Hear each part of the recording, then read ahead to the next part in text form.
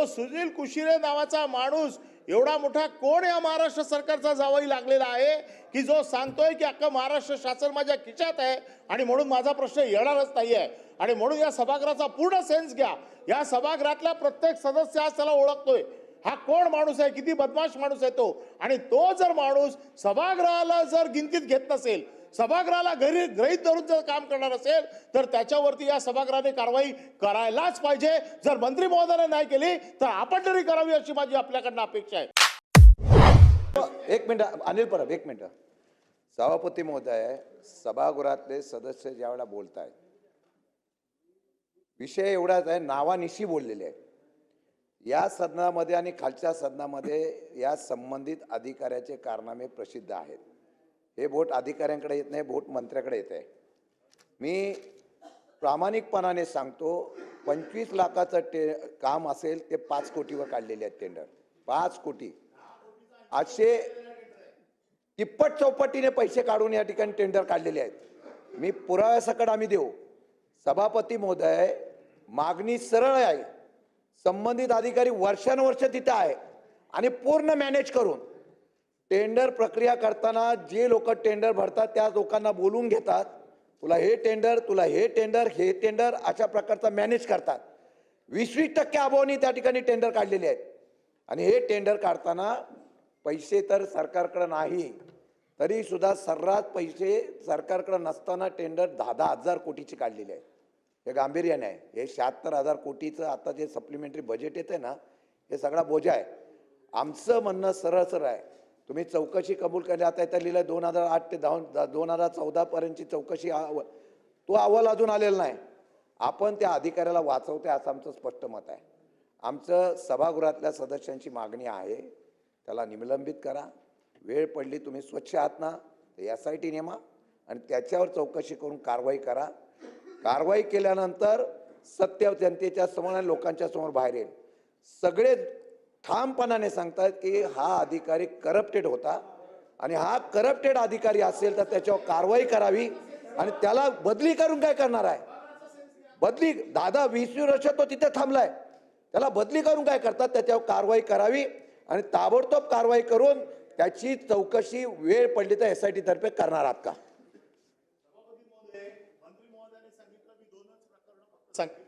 प्रकरणाचा त्याने उल्लेख केला। माझी लक्षवेधी मागची काढून बघा, माझे याच्यावरचे मागचे प्रश्न काढून बघा। नाईलाजास्तव 2 प्रश्नांवरतीच फक्त ते आणावं लागलंय। त्याचं कारण असं आहे की हा प्रश्न येऊच देत नाहीये सभागृहात। हा प्रश्न माझा आणि त्यांचा नाहीये, हा प्रश्न सभागृहाच्या प्रतिष्ठेचा झालेला आहे। येऊच देत नाही प्रश्न। याच्यावरती मी आपल्याकडे बैठका मागितल्या, मी गेल्या 2 अधिवेशनामध्ये आपल्याकडे बैठका मागतोय, परंतु बैठक पण लागत नाहीये। मंत्री महोदयांना मी आत्ताच्या आत्ता हे एवढे सगळे पुरावे माझ्याकडे आहेत प्रत्येक प्रकरणाचे। ही सगळी प्रकरणं सभागृहात सांगून झाली, पत्र लिहून झाली।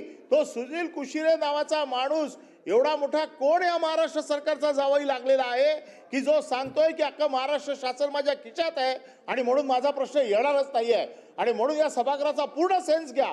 या सभागृहातला प्रत्येक सदस्य आज त्याला ओळखतोय, हा कोण माणूस आहे, किती बदमाश माणूस आहे तो। आणि तो जर माणूस सभागृहाला जर गिनतीत घेत नसेल, सभागृहाला गृहीत धरून जर काम करणार असेल तर त्याच्यावरती या सभागृहाने कारवाई करायलाच पाहिजे। जर मंत्री महोदयाने नाही केली तर आपण तरी करावी अशी माझी आपल्याकडनं अपेक्षा आहे।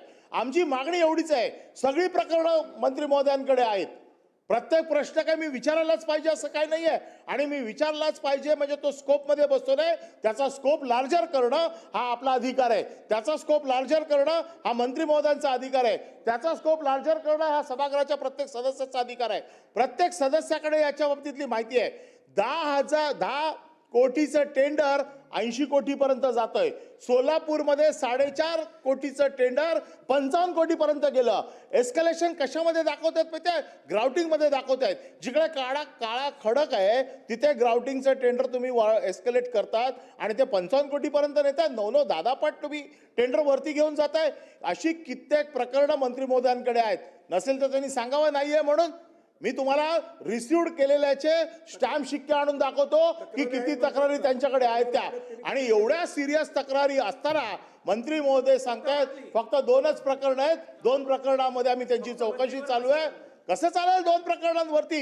एवढा तक्रारींचा पाडा इथे वाचला जातोय, तक्रारी पडल्या तिकडे केल्या जात आहेत. त्यांनी मान्य करावं की सस्पेंड करा, उच्चस्तरीय चौकशी लावा, SIT लावा. आम्ही आजच्याच कारवाई नाही मारत, पण जो माणूस तिथे बसलेला आहे, ज्याच्या हाताखाली सगळं चालणार आहे, त्याला अपेक्षा आहे का आपण त्याच्या हाताखाली सगळं काम करत असताना तिकडे फेर चौकशी होऊ शकते? आणि म्हणून आमची पुन्हा एकदा मागणी आहे की त्याला पहिला सस्पेंड करा, त्याला बाजूला करा सस्पेंड करून, आणि मग ही उच्चस्तरीय चौकशी लावा. आणि विधानसभेच्या पटलावरती, विधान परिषदेच्या पटलावरती हा पूर्ण रिपोर्ट आला पाहिजे. मला असं वाटतं मंत्री महोदयांना जर ह्या अधिकारामध्ये नसेल तर आपण आपला विटो वापरला पाहिजे, अशी माझी स्पष्ट भूमिका आहे, मागणी आहे. कारण काय झालंय की याच्यामध्ये विधिमंडळाला देखील गोवलेलं आहे. मी आपल्या समोर पाहिजे असेल तर केबिनमध्ये माणसं उभी करू शकतो की तो बाहेर काय बोलतोय. आणि म्हणून आपल्या प्रतिष्ठेचा प्रश्न हा अबाधित राहावा म्हणून हा प्रश्न उपस्थित आहे. आज आपण आपली प्रतिष्ठा अबाधित ठेवण्यासाठी, जसा थोड्या वेळात हक्कभंग येणार आहे आपली प्रतिष्ठा राखण्यासाठीचा, तसा हा एक प्रकारचा हक्कभंग आहे असं समजून याच्यावरती कारवाई व्हावी. मंत्री महोदय.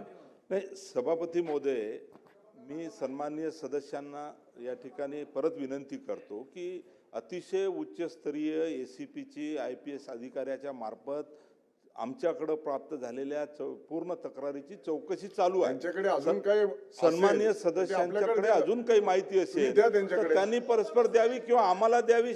सभापती महोदय आपल्याकडे द्यावी ही कागदपत्र आम्ही त्यांना देऊ. नाही. आणि वारंवार मंत्री महोदय सांगतायत की अँटी करप्शन ब्युरोची चौकशी सुरू आहे. सभापती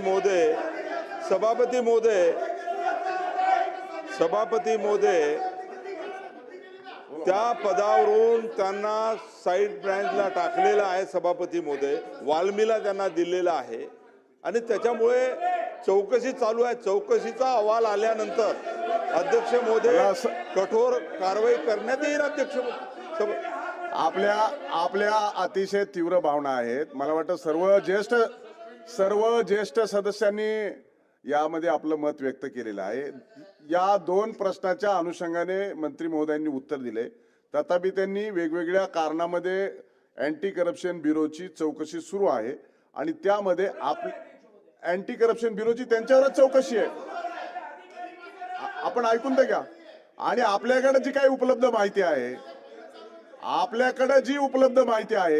ती उपलब्ध माहिती जर आपण त्यांना दिली तर त्याच्या अंतर्गत ते चौकशी लावायला तयार आहेत. आणि आपण जे सांगतायत की तो त्या ठिकाणी व्यक्ती आहे, परंतु त्या ठिकाणी नाही, त्यांचा आता बदली झाली ना, साईड पोस्टिंगला आता ते वाल्मीला गेलेले आहेत.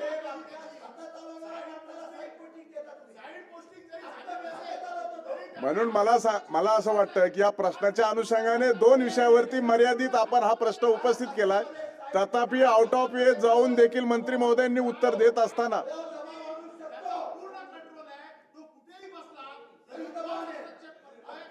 प्रवीण दरेकर. सभापती महोदय, अनिल सभापती महोदय, अरे बोलतो ना. सभापती महोदय या ठिकाणी माझं झालं की भाई तिथं ऍक्शन घेऊन टाका त्यांच्यावर. सभापती महोदय, याच्यामध्ये सभागृहातल्या भावना तीव्र आहेत आणि सभापती महोदय, जी काही अँटी करप्शनची चौकशी सुरू असताना त्याच्यामध्ये जे काही पुरावे असतील ते तर तुम्ही द्याच, परंतु SITची जी मागणी तुम्ही केलेली आहे तर याचे SIT आपण डिक्लेअर करून टाकू. आणि अरे तो तिथं नाही आहे, तो तिथं नाही आहे. एक मिनिट तो तिथे SIT मध्ये अँटी करप्शन चौकशीमध्ये हस्तक्षेप करू शकत नाही, तो त्या जागेवर नाही. आणि म्हणून परब साहेब, SIT आपण त्याची चौकशी करू आणि 2 महिन्यामध्ये अहवाल घेऊ आणि कारवाई करू, असं करू. ओके. प्रश्न क्रमांक 3. नमस्कार, TRS डेव्हलपर्स मध्ये आपणा सर्वांचे सहर्ष असे स्वागत. बारामती सुपे सारख्या विकसित होणाऱ्या या सुपा बारामती मध्ये आपल्यासाठी आम्ही नवीन प्रोजेक्ट घेऊन आलेलो आहोत, तो म्हणजे TRS गोल्ड माइन. आपला जो प्लॉट आहे तो आहे पुण्यापासून फक्त 1 तासाच्या अंतरावरती. प्लॉट पासून अगदी जवळच शाळा आणि college, Supe police station, Supe बाजारपेठ आणि जवळच दवाखाना सुद्धा. प्लॉटला आहे 30 फुटी सामायिक डांबरी रस्ता.